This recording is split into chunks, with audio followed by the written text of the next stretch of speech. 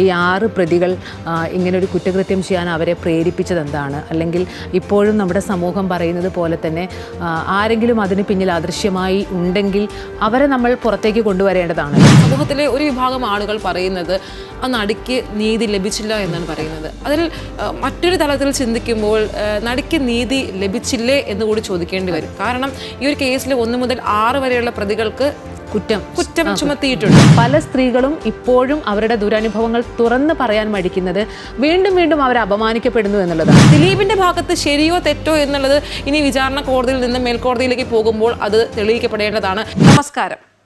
നേരിട്ട ക്രൂരതകളെ, പീഡനങ്ങളെ അതിജീവിച്ച് നിയമത്തിന് മുന്നിൽ നീതിക്കായി അഭയം പ്രാപിക്കുന്ന നമ്മുടെ സഹോദരിമാർക്ക് ഇപ്പോൾ നീതി അകലെയാണോ? നടിയെ ആക്രമിച്ച കേസിലാണെങ്കിലും രാഹുൽ മാങ്കൂട്ടത്തിൽ MLA കേസിലാണെങ്കിലും കോടതിയുടെ നടപടികളിൽ ആശങ്കയുണ്ടാകുന്നുണ്ട് നമ്മുടെ സമൂഹത്തിലെ ചിലർക്കെങ്കിലും. ഈ ഉന്നത പദവികൾ വഹിക്കുന്ന ആളുകൾ പ്രതിപട്ടികയിലേക്ക് വരുമ്പോൾ അതിജീവിതമാർക്ക് തണലാകേണ്ട, താങ്ങാവേണ്ട നീതിദേവത കണ്ണടയ്ക്കുകയാണോ? ഈ വിഷയമാണ് വനിതാ ജംഗ്ഷൻ പരിശോധിക്കുന്നത്.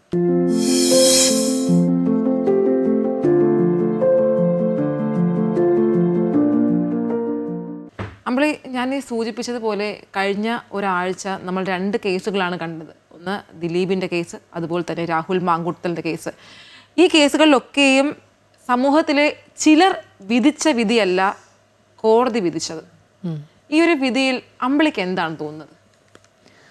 നടി ആക്രമിക്കപ്പെട്ട കേസാണ് ആദ്യം നമ്മൾ പറയുന്നതെങ്കിൽ, നടി ആക്രമിക്കപ്പെട്ട കേസ് നമ്മുടെ കേരളവും അതുപോലെ തന്നെ രാജ്യവും ഒക്കെ ഉറ്റുനോക്കിയിട്ടുള്ളൊരു വിധിയായിരുന്നു. അപ്പം ആ വിധിയിൽ ആദ്യത്തെ 6 പേര് കുറ്റക്കാരാണെന്ന് കോടതി പറയുന്നു. ദിലീപ് ഉൾപ്പെടെയുള്ള 4 പ്രതികൾ കുറ്റക്കാരല്ല എന്ന് കോടതി വിധിക്കുന്നുണ്ട്. ഇപ്പോൾ എറണാകുളം പ്രിൻസിപ്പൽ സെഷൻസ് കോടതി ആ വിധി പറഞ്ഞപ്പോൾ ആ വിധിയിലാണ് ഇപ്പോൾ സമൂഹത്തിൽ 2 പക്ഷം ചേർന്നിട്ടുള്ള ഒരു ചർച്ചയ്ക്കിടയാക്കിയിട്ടുള്ളത്. ദിലീപ് ഈ കേസിൽ ഗൂഢാലോചന നടത്തി എന്നുള്ളതാണല്ലോ ഈ കേസിനെ സെൻസേഷണൽ ആക്കിയിട്ടുള്ളത്, ഈ നടിയെ ആക്രമിക്കപ്പെട്ട കേസിൽ. അപ്പോൾ ഗൂഢാലോചനാവാദം തെളിയിക്കാൻ പ്രോസിക്യൂഷനായില്ല. ആ സാഹചര്യത്തിൽ അയാളെ കോടതി വെറുതെ വിടുമ്പോൾ ഈ അതിജീവിതയ്ക്ക് പൂർണ്ണമായും നീതി കിട്ടിയിട്ടില്ല എന്നാണ് അവർക്കൊപ്പം നിൽക്കുന്ന എല്ലാവരും ഒറ്റക്കെട്ടായി പറയുന്നത്. ഈ കേസ് തന്നെ പറയുമ്പോൾ ഈ കേസിനെ കുറിച്ച് നമ്മൾ എടുത്ത് പറയുകയാണെങ്കിൽ ഇതിലൊരു അസാധാരണമായ ഒരു നിയമ പോരാട്ടം നടന്നിട്ടുണ്ട്. നമ്മൾക്ക് എല്ലാവർക്കും അറിയാം, ഒരു 8 വർഷത്തോളം. അപ്പോൾ കൊടിയ പീഡനത്തിനിരയായിട്ടും തോറ്റു കൊടുക്കാണ്ട് ആത്മധൈര്യത്തോടെ നീതിക്കായി അവർ നടത്തിയിട്ടുള്ളത് ഒരു സമാനതകളില്ലാത്ത പോരാട്ടമാണ്. സൂചിപ്പിച്ച പോലെ തന്നെ ഒരു അസാധാരണമായ നിയമ പോരാട്ടം.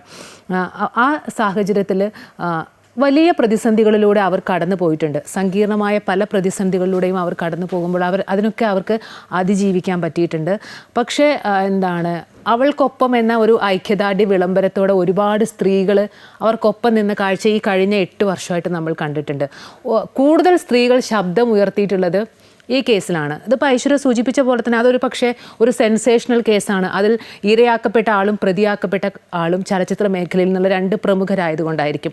ഒരു പക്ഷേ പുരുഷന്മാർ പോലും ഒരു സ്ത്രീയെ ഇത്രയധികം സപ്പോർട്ട് ചെയ്ത് നമ്മൾ ഈ അടുത്ത കാലത്തൊന്നും കേരളത്തിൽ കണ്ടിട്ടില്ല. കാരണം സാധാരണക്കാരായ സ്ത്രീകളെ പോലും സപ്പോർട്ട് ചെയ്യുന്ന രീതിയിലേക്ക് വരുന്നതിൽ ഈ കേസ് വലിയ പ്രാധാന്യം നൽകിയിട്ടുണ്ട്. അപ്പോൾ അവർ തന്നെയാണ് ഈ ബർക്കാദത്തിന് കൊടുത്തിട്ടുള്ള ഒരു അഭിമുഖത്തിൽ ഞാൻ വിക്റ്റിമല്ല, സർവൈവലാണ് എന്ന് പറയുന്നത്. അതുകൊണ്ട് തന്നെ നമ്മൾ അവരെ ഒരു പോരാട്ടത്തിൻ്റെ പ്രതീകമായിട്ട് കൂടി കാണുന്നത് അതുകൊണ്ടാണ്. പക്ഷേ അപ്പോഴും നമ്മളുടെ ഉള്ളിൽ ന്യായമായിട്ടുള്ള ഒരുപാട് ഇപ്പം ഐശ്വര്യ സൂചിപ്പിച്ച പോയിട്ടുള്ള കുറേ ചോദ്യങ്ങളുണ്ട്.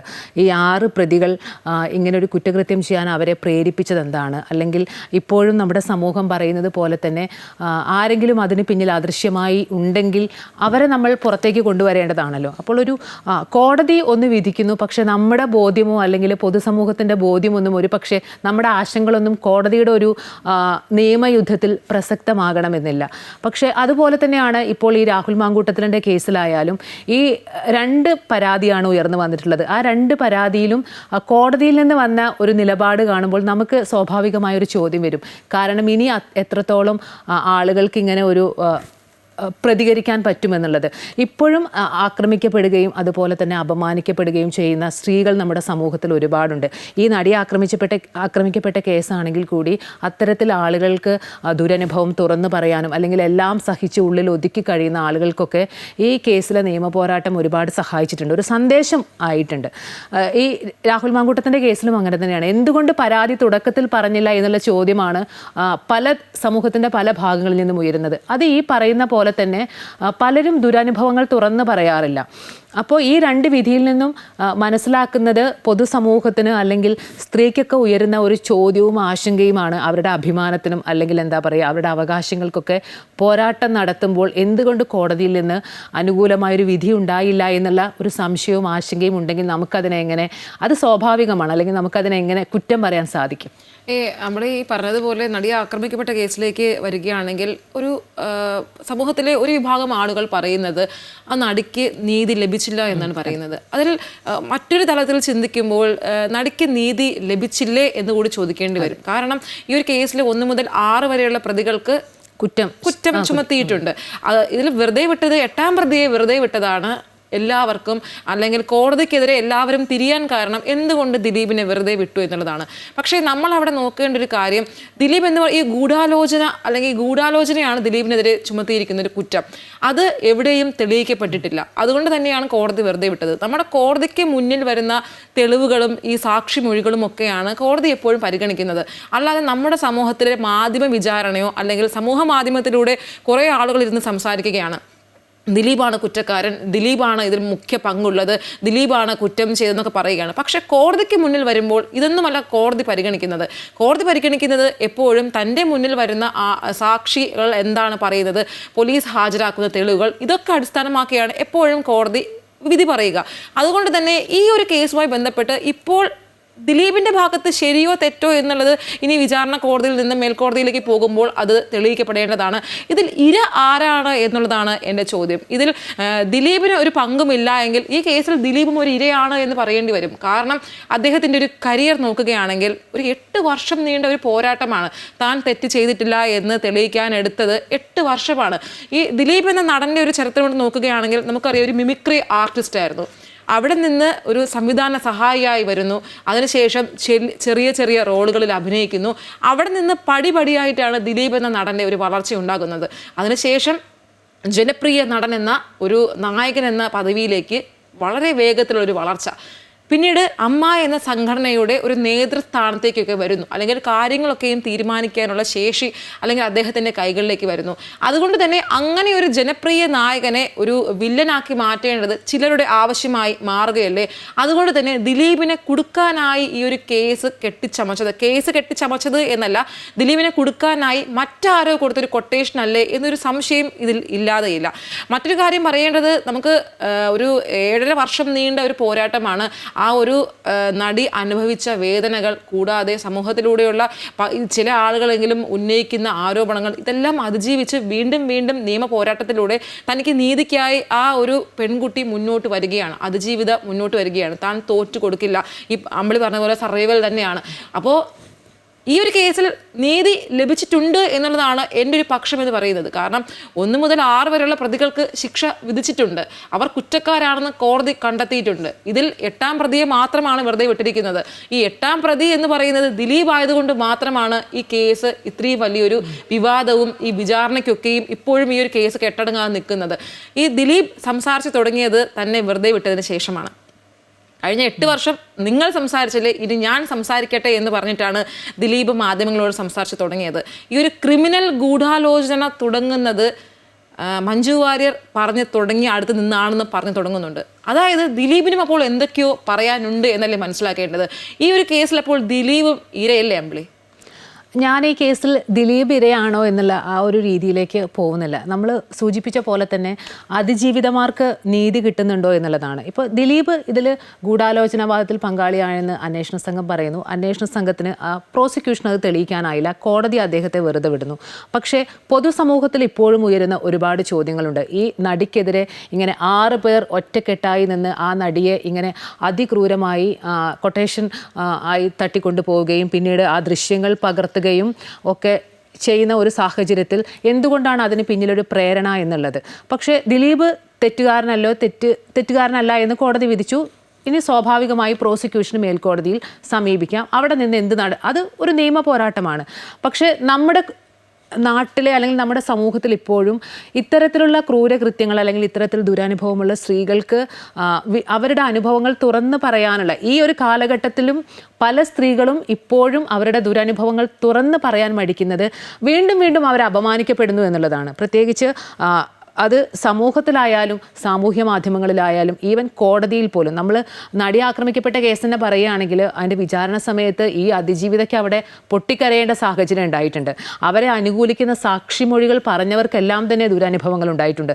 ഒരു ജനപ്രതിനിധിക്ക് പോലും പി ടി തോമസ് MLA പോലും അവിടെ ദുരനുഭവമാണ് ഉണ്ടായിട്ടുള്ളത്. അപ്പോൾ ഒരു അടച്ചിട്ട മുറിയിൽ വിചാരണ നടത്തുമ്പോൾ സാധാരണ അതിജീവിതമാരെ ചേർത്ത് പിടിക്കേണ്ട നിയമ സംവിധാനം പ്രതിഭാഗത്തോട് കൂടുതൽ നല്ല സമീപനം സ്വീകരിക്കുകയും അതുപോലെ തന്നെ അതിജീവിതമാരോട് ഒരു അത്ര നല്ല ഒരു ആറ്റിറ്റ്യൂഡ് അല്ല കാണിച്ചത് എന്നുള്ളത് ഈ നടി ആക്രമിക്കപ്പെട്ട കേസിൽ ഇതിനു മുമ്പും പുറത്തു വന്നിട്ടുള്ളതാണ്. ഈ വിചാരണ വേളയിൽ അങ്ങനെ അവരാണ് ആവശ്യപ്പെട്ടത് ഒരു വനിതാ ജഡ്ജി വേണമെന്നുള്ളത്. കാരണം ക്രൂരമായി ലൈംഗികമായി പീഡിപ്പിക്കപ്പെട്ട ഒരു സ്ത്രീ ആയിക്കോട്ടെ പെണ്ണായിക്കോട്ടെ അവർക്ക് അവരുടെ ഏറ്റവും പേഴ്സണലായ കാര്യങ്ങൾ കംഫർട്ടബിളായി പറയാൻ ഒരു വനിതാ ജഡ്ജി ഉണ്ടായാൽ സാധിക്കുമെന്നാണ് കരുതിയിരുന്നത്. പക്ഷേ ഈ നടി ആക്രമിക്കപ്പെട്ട കേസിൽ അത് ഉണ്ടായില്ല. അവർ ലാസ്റ്റ് വനിതാ ജഡ്ജിയെ മാറ്റണമെന്ന് ആവശ്യപ്പെടുകയും പിന്നീട് സുപ്രീം കോടതി അത് തള്ളിക്കളയുകയാണ് ചെയ്തത്. കാരണം അപ്പോഴേക്കും ആ കേസ് അതിൻ്റെ ഒരു നിർണായക ഘട്ടത്തിലേക്ക് എത്തിയിരുന്നു. ഇപ്പോൾ ഈ രാഹുൽ മാങ്കൂട്ടത്തിലിൻ്റെ കേസിലായാലും അങ്ങനെയാണ്. രണ്ടാം ജാമ്യത്തിൽ കോടതി പറഞ്ഞത് ഈ പരാതിക്കാരിയുടെ മൊഴിയിലൊരു വൈരുദ്ധ്യമുണ്ട്, ഈ പരാതി കെട്ടിച്ചമച്ചതാണോ എന്നുള്ളൊരു സംശയം കോടതി പ്രകടിപ്പിക്കുന്നുണ്ട്. അപ്പോൾ ആ കുട്ടി പറഞ്ഞതും അതിനാദ്യം ഇത്തരത്തിലുള്ള ദുരനുഭവങ്ങൾ തുറന്നു പറയാനുള്ള പേടിയുണ്ടായിരുന്നു. അത് എങ്ങനെ അവതരിപ്പിക്കണം എന്നുള്ളതൊക്കെ ഒരു സംശയത്തിന് നിഴലിൽ നിന്ന സമയത്താണ് ആദ്യമായി ഒരു പരാതി വരുന്നു. പിന്നീട് കൂടുതൽ പരാതിയുമായി ആളുകൾ വരുന്നത്. അപ്പോൾ ഇങ്ങനെയുള്ള പെൺകുട്ടികൾക്ക് അല്ലെങ്കിൽ സ്ത്രീകൾക്ക് ഇനി ഇത്തരം ഒരു അനുഭവം ഉണ്ടായാൽ അത് തുറന്നു പറയാനുള്ള ആർജവം എത്രത്തോളം കാണിക്കും. കാരണം സാധാരണക്കാരായ സ്ത്രീകൾക്ക് എപ്പോഴും സ്ത്രീ ആയിക്കോട്ടെ പുരുഷനായിക്കോട്ടെ അവരെപ്പോഴും ആശ്രയിക്കുന്നത് നീതിപീഠമാണല്ലോ. കാരണം എവിടെ നിന്നും അവർക്കൊരു നീതി കിട്ടിയില്ലെങ്കിൽ നീതിന്യായ സംവിധാനത്തിൻ്റെ മുന്നിലേക്ക് എത്തുമ്പോഴെങ്കിലും തങ്ങൾക്ക് അനുകൂലമായ ഒരു വിധി ഉണ്ടാകുമെന്ന് പ്രതീക്ഷിച്ചിട്ടാണല്ലോ പലരും ഇതൊരു അനുഭവങ്ങൾ പറയുന്നത്. പക്ഷെ നമുക്ക് ഈ സമീപകാലത്ത് ഉണ്ടായിട്ടുള്ള അനുഭവങ്ങൾ അങ്ങനെയല്ല. ഇതെന്ത് വിധി എന്ന് പൊതുസമൂഹം ചോദിച്ച് തോന്നുന്ന തരത്തിലുള്ള ഒരു ഇടപെടലാണ് കോടതിയുടെ ഭാഗത്തു നിന്നുണ്ടായത്. ഐശ്വര്യ സൂചിപ്പിച്ച പോലെ തന്നെ ഇത് നമ്മുടെയും അല്ലെങ്കിൽ സമൂഹത്തിൻ്റെയും ഒന്നും പൊതുബോധ്യത്തിലല്ല. കോടതി എപ്പോഴും കോടതിക്ക് മുന്നിൽ തെളിവുകൾ വേണം. തെളിവുകൾ ഉണ്ടായാൽ മാത്രമേ കുറ്റക്കാരാണെന്ന് കോടതിക്ക് വിധിക്കാനാകൂ. നമ്മൾ ഈ സൂചിപ്പിച്ചതുപോലെ തന്നെയാണ് ഈ കോടതികളുടെ ഒരു ഇടപെടൽ പറയുമ്പോൾ ഈ അടുത്തൊരു കാലത്തുണ്ടായ ഒരു വിധിയാണ് അല്ലെങ്കിൽ ഉത്തരവാണ് ഈ സുപ്രീം കോടതിയുടെ ഭാഗത്തു നിന്നുണ്ടായത്. ഈ പ്രമുഖ വ്യവസായിയായ ഈ വേണു ഗോപാലകൃഷ്ണൻ അദ്ദേഹത്തിൻ്റെ കേസിൽ അദ്ദേഹത്തിനെതിരെ ഒരു ലൈംഗിക പീഡന ആരോപണം വരുന്നു. ആ ഒരു ആരോപണം ഉണ്ടായ സമയത്ത് കോടതി ചോദിച്ചത് നിങ്ങൾക്കിത് സെറ്റിൽ ചെയ്തൂടെ, നിങ്ങൾക്കിത് സംസാരിച്ച് പരിഹരിച്ചൂടെ? ഒരു അസാധാരണമായ ഒരു നടപടിയാണ് കോടതിയുടെ ഭാഗത്തു നിന്നും ഉണ്ടായത്. ഒരിക്കലും കോടതി ഒരു ഇരയായ പെൺകുട്ടിയോട് നിങ്ങൾക്കിത് പറഞ്ഞ് സെറ്റിൽ ചെയ്തൂടെ എന്ന് സുപ്രീം കോടതിയുടെ ഭാഗത്ത് നിന്ന് അത്തരമൊരു ഇടപെടൽ ഉണ്ടാകുമെന്ന് ആരും വിചാരിച്ചില്ല. അപ്പോൾ കോടതി ആ ഒരു കേസിൽ അങ്ങനെയാണ് കണ്ടെത്തിയത്. അതായത് ആ പെൺകുട്ടിയോട് പറയുന്നത് ഓക്കെ നിങ്ങൾക്കൊരു മധ്യസ്ഥ ഒരാളുടെ മുന്നിലിരുന്ന് നിങ്ങൾക്ക് അങ്ങോട്ടും ഇങ്ങോട്ടും സംസാരിച്ചു, ഇതൊരു ഒത്തുതീർപ്പിൽ എത്തിക്കൂടെ എന്നാണ് ചോദിച്ചത്. ആ ഒരു കേസിൽ കോടതി അങ്ങനെയാണ് ഒരു നിഗമനത്തിലെത്തിയത്. ഇനി മറ്റൊന്ന് രാഹുൽ മാങ്കൂട്ടത്തലിൻ്റെ കേസ് പറയുകയാണെങ്കിൽ ഒരു MLA എന്ന നിലയിൽ അദ്ദേഹത്തിൻ്റെ പ്രവൃത്തിയെ ഒരിക്കലും ഞാൻ അനുകൂലിക്കുന്നില്ല. പക്ഷേ മറ്റൊരു കാര്യം, 2 പീഡനാരോപണങ്ങളാണ് കേസുകളാണ് അദ്ദേഹത്തിന് മുന്നിൽ ഇപ്പോൾ ചുമത്തിയിരിക്കുന്നത്. അതിൽ ഒന്നാമത്തെ കേസ് എന്ന് പറയുന്നത് നമുക്ക് ഇതിന് മുമ്പ് നമ്മൾ ചർച്ച ചെയ്തിട്ടുള്ള കാര്യം തന്നെയാണ്. അത് വിവാഹിതയായ ഒരു പെൺകുട്ടി അദ്ദേഹത്തിനെതിരെ ലൈംഗിക പീഡന ആരോപണവുമായി വരുന്നു. അതൊരു കേസാണ്. അദ്ദേഹം ഈ പറഞ്ഞതുപോലെ ഈ ഗർഭഛിദ്രത്തിന് നിർബന്ധിച്ചു എന്നൊക്കെയുള്ളതാണ് കേസ്. അതവിടെ നിൽക്കട്ടെ. അത് പരാതി കൊടുക്കാൻ വൈകി എന്ന് മാത്രമല്ല, അതിൽ ആദ്യം ആ പെൺകുട്ടി പരാതി കൊടുക്കുന്നത് നേരെ മുഖ്യമന്ത്രിക്കാണ്. അല്ലാതെ നമ്മുടെ ആ ഒരു പോലീസ് സ്റ്റേഷനിലല്ല പരാതിയുമായി പോകുന്നത്. അതവിടെ നിൽക്കട്ടെ. രണ്ടാമത്തെ പരാതി എന്ന് പറയുന്നത് ഈ പറഞ്ഞതുപോലെ ഒരു പെൺകുട്ടി ഇമെയിൽ വഴിയാണ് KPCC നേതൃത്വത്തിനാണ് മെയിൽ അയക്കുന്നത്. അവിടെയും KPCC നേതൃത്വമാണ് ഈ കേസ് പോലീസിന് കൈമാറുന്നത്. അവിടെയും കൃത്യമായ രീതിയിലല്ല ഈ ഒരു കേസ് മുന്നോട്ട് പോയിരിക്കുന്നത്. അതുകൊണ്ട് തന്നെ മനസ്സിലാകുന്ന അല്ലെങ്കിൽ കോടതി അദ്ദേഹത്തിന് ജാമ്യം കൊടുക്കാനുള്ളൊരു കാരണവും അത് തന്നെയായിരിക്കാം. ഈ നമ്മൾ സൂചിപ്പിച്ചതുപോലെ മൊഴിയിലെ വൈരുദ്ധ്യം, കൂടാതെ ഈ പറഞ്ഞതുപോലെ അതിൽ ആ പരാതിയിൽ രേഖപ്പെടുത്തിയിരിക്കുന്ന കാര്യങ്ങളും അതും ഈ പറഞ്ഞതുപോലെ ശ്രദ്ധേയമാണ്. ഈ പെൺകുട്ടി അത്രയും വലിയൊരു പരാതി കൊടുക്കുന്നത് KPCC നേതൃത്വത്തിനാണ്. അവിടെ നിന്നാണ് ആ പരാതി മൂവ് ചെയ്യുന്നത്. കൂടാതെ ഇതിനു മുൻപ് എന്തുകൊണ്ടാണ് ഈ ഒരു പീഡനം നടന്ന് അല്ലെങ്കിൽ ലൈംഗികമായി വളരെ വലിയ രീതിയിലാണ് MLA ആക്രമിച്ചത് എന്ന് പറയുന്നു. പക്ഷേ ആ പെൺകുട്ടി പരാതി കൊടുക്കുന്നത് വളരെ വൈകിട്ടാണ്. അപ്പോൾ ഈ രാഹുൽ മാങ്കൂട്ടത്തിലുള്ള കാര്യവും ദിലീപിൻ്റെ കാര്യവും വേറൊരു ആംഗിളിൽ ചിന്തിക്കുമ്പോൾ വളരെ വേഗം രാഷ്ട്രീയത്തിൽ പെട്ടെന്ന് ഉദിച്ചുയർന്ന ഒരു നക്ഷത്രമായിരുന്നു രാഹുൽ മാങ്കൂട്ടത്തിൽ എന്ന് പറയുന്നത്. അദ്ദേഹത്തിൻ്റെ രാഷ്ട്രീയ ഭാവി തകർക്കാനായിരിക്കും രണ്ടാമത്തെ കേസ് ഫാബ്രിക്കേറ്റ് ചെയ്തത് എന്ന് നമുക്ക് പറഞ്ഞുകൂടെ? അവിടെ അങ്ങനെയും ഒരു ലൂപ്പ് ഹോൾ ഇല്ലേ എന്നുള്ളതാണ് ഞാനിപ്പോൾ ചിന്തിക്കുന്നത്.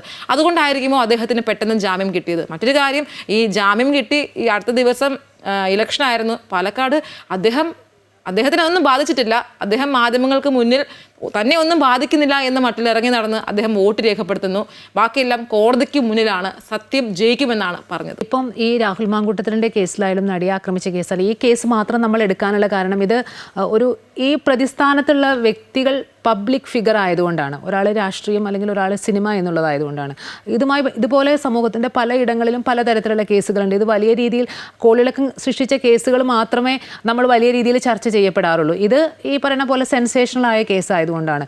ഇപ്പോൾ ഏത് കേസിലായാലും പെൺകുട്ടി ഇരയായിട്ടുണ്ടെങ്കിൽ അവർക്ക് നീതി ലഭിക്കേണ്ടതാണ്. അത് വിവാഹിതരായവരാണോ ഇനി അല്ലാത്തവരാണോ എങ്കിൽ നമ്മൾ ഈ പെൺകുട്ടിക്ക് പറയുന്ന സോ കോൾഡ് ധാർമ്മികത അതിന് ഓപ്പോസിറ്റ് നിൽക്കുന്ന ആൾക്കും ബാധ്യതയാണ്. അത് രാഷ്ട്രീയത്തിലായാലും സിനിമയിലായാലും എന്നുള്ളതാണ് എനിക്ക് പറയാനുള്ളത്. ഈ പെൺകുട്ടിയുടെ ഒരു കാര്യം പറയുമ്പോഴാണ് എനിക്ക് ഓർമ്മ വന്നത്, നമ്മളെ ഈ ഗംഗേഷ് ആനന്ദ അറിയാലോ, ഗംഗേഷ് ആനന്ദിന്റെ കേസിൽ ലിംഗം മുറിച്ചതുമായി ബന്ധപ്പെട്ട് ആ പെൺകുട്ടിയെ വലിയ രീതിയിൽ ആക്രമിക്കുകയും അങ്ങനെയാണ് ഈ ലിംഗം ഛേദിക്കുന്ന രീതിയിലേക്ക് വരികയും എന്ന കാര്യങ്ങളൊക്കെ വന്നത്. പക്ഷെ പിൽക്കാലത്ത് തെളിയിക്കുകയുണ്ടായി അങ്ങനെയല്ല, ഈ കേസ് ഈ പെൺകുട്ടി അദ്ദേഹത്തെ ചതിച്ച് അവിടെ ആ ഒരു സ്ഥലത്തേക്ക് കൊണ്ടുവരികയും അതിനുശേഷമാണ് കൃത്യം നടത്തിയത് എന്ന് പിൽക്കാലത്ത് തെളിയിക്കുകയും ഉണ്ടായ ഒരു സംഭവം നമ്മുടെ സമൂഹത്തിന് മുന്നിലുണ്ട്. അതുകൊണ്ട് തന്നെ കേസുകൾ എപ്പോഴും കോടതിക്ക് മുന്നിൽ എത്തുമ്പോൾ തെളിവുകളുടെയും അതുപോലെ തന്നെ ഈ സാക്ഷിമൊഴികളുടെയും ഒരു അടിസ്ഥാനത്തിലാണ് എപ്പോഴും കോടതി ഈ ഒരു കേസ് പരിഗണിക്കുക. കൂടാതെ ഈ ഒരു മാധ്യമ വിചാരണയും സമൂഹ മാധ്യമങ്ങളിലൂടെ